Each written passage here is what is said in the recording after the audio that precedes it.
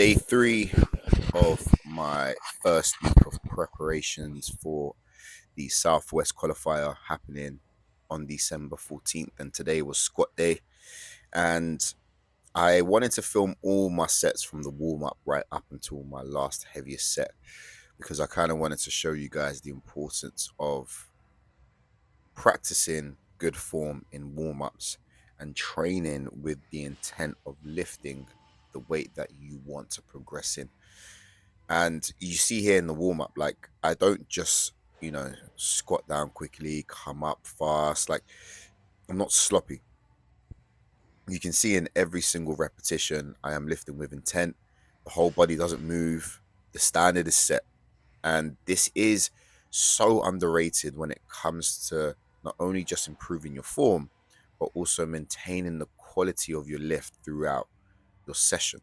And even as you can see here now, like I'm only lifting 70 kilos, but you can see I've got my belt on. And the reason why I got my belt on is because my form drastically changes.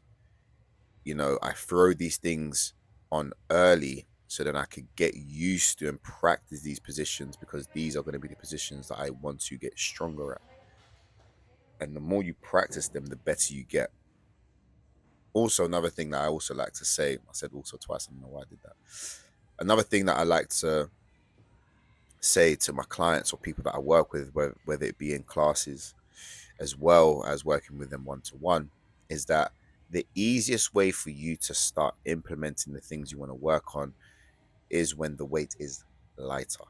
It's going to be a lot harder when the weight gets heavier to now start ironing out any bad habits or anything that you find is causing disruption to your form. So as you can see there, I just finished doing set 140 kilos, moved really well.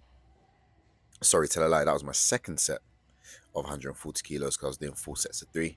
So now we move on to 160 kilos. And notice that again, from the empty bar to now adding 160 kilos to the bar, in terms of my form, nothing changes. Do the things that helped you at the start and carry it all the way through. The more effortless the weight looked and the way you move, the better you are at maintaining form but also progressing.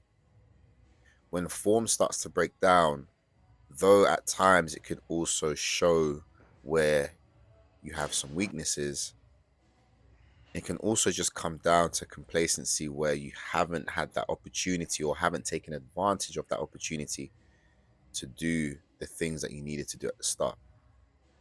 So this is my last heaviest set, 180 kilos. And I tell you now, this is the easiest 180 kilos has ever felt on my back.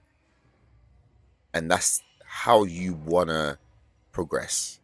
You want the heavy weights to feel light. And in order for you to keep that progression going, make those lighter weights at the start when you're warming up feel heavy. Then we move over to my secondary movement, which is the seated good mornings. And I wanted to bring this back because I didn't want to load my hamstrings or load the hinge movement too much during my program. So on Monday, I was doing a stiff leg deadlift. And then today, instead of doing a standing good morning, where I'm just going to further fatigue those muscles that were worked in the stiff leg deadlift, I thought, let me just isolate my lower back in this. And because it's quite an awkward lift to go relatively heavy, even though I have progressed this to quite some capacity in the past, it just kind of felt good to work through and isolate the lower back as much as possible. And also because I'm working with a lighter load, I can manage volume a lot better that way as well. Training this position, especially where you can see I'm going for as much range of motion as possible, can also teach you how to stay strong through a wide range of motion. So there you have it, guys. Day 3. Like, share, and subscribe.